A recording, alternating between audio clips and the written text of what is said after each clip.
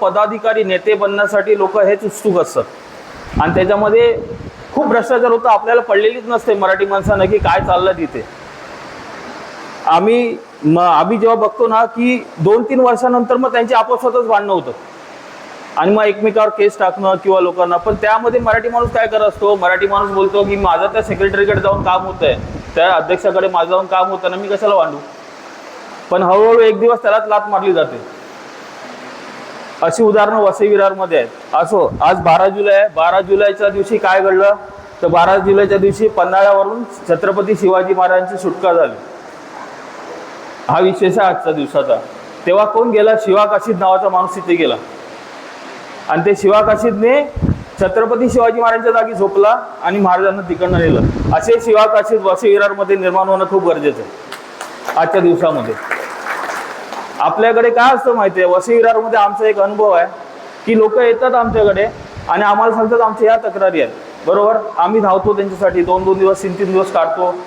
पण नंतर जेव्हा समितीला गरज असते ना, तेव्हा समितीच्या गरजेला ते लोक येत नाहीत. म्हणजे समजा एक साधी बरे तुम्ही गनिमी कावाने तरी खेळा, महाराजांनी सांगितलंय गनिमी कावा, भले तुम्ही पुढे येऊ नका पण पाठीमागनं तरी तक्रारी करा. ऑनलाईन तक्रारी आहेत, आम्ही करतो. मी सांगतो आजच्या तारखेत हजारो दुकानाच्या पाट्या आम्ही चेंज केल्या वसई विरारमध्ये, मराठीमध्ये केल्या, त्या इंग्रजीमध्ये होत्या.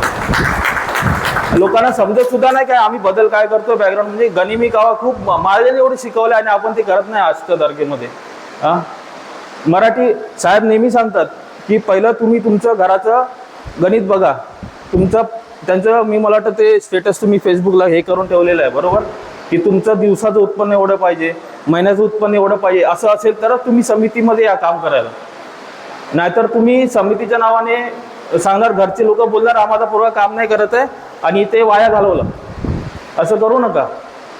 तर हे आपण गणित जर करत असू, तुम्ही जर कामाला जाताय, ठीक आहे, तुम्ही एक उत्पन्न कमवताय, तुम्ही एक जबाबदारीने ही कामं करू शकता ना घरात बसून तरी.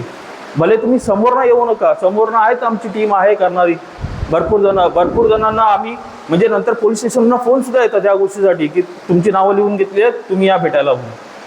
काही होत नाही, पुढे काहीच होत नाही. हे आमचे अनुभव आहेत. मी 2019ला जॉईन झालो समितीमध्ये. मी पण एक राजकीय पक्षाला म्हणजे मी सचिव असल्यामुळे मला गरज होती म्हणून तिथे जायला लागतं आपल्याला की ठीक आहे आपल्याला आज पाण्याचं कनेक्शन पाहिजे, हे पाहिजे, आपण जातो. पण भरपूर गोष्टी अशा समजल्या ना मला की राजकीय पक्षाचे नेते जे करतात ना ते तुम्ही पण करू शकता. फक्त एक पत्र द्यायचं असतं. कालच माझ्या इथे बिल्डिंगमध्ये प्रकार झाला. MSCB वाल्यांच्या इथे स्पार्किंग होतं. मी 4 दिवसापासून फॉलोअप करत होतो, काही झालं नाही. काल मी एकदम हेड साहेब त्यांचा फोन घेतला, त्यांना नंबर लावला, फोन केला. त्यांनी खालच्या माणसाचा नंबर दिला, त्यांच्या खालच्या माणसाचा नंबर दिला. 5 मिनिटात माणूस येऊन काम करून गेला.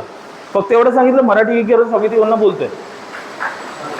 ही ताकद आहे आपली मराठी एकीकरण समितीची. कारण लोकांना समजतंय की मराठी माणूस जागृत होत आहे. पण जागृत होणं म्हणजे दत्तिंगिरी करणं नाही, कोणाला तरी जाऊन शिव्या देणं, कोणाला तरी कानाखाली मारणं, ही कामं आम्ही नाही करतो.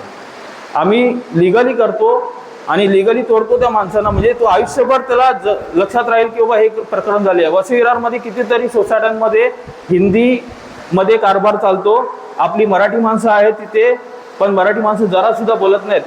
आणि ते कसं असतं, अरे हिंदी मला समजते ना, अरे ठीक आहे तुला समजते, तू त्याच्यावर राहतोस. पण जेव्हा तुझा विषय येतो ना मराठीचा, तेव्हा तो तुला ॲक्सेप्ट करत नाही आहे. तू एकदा बोलून दाखव ना की मला मराठीमध्ये पाहिजे म्हणून.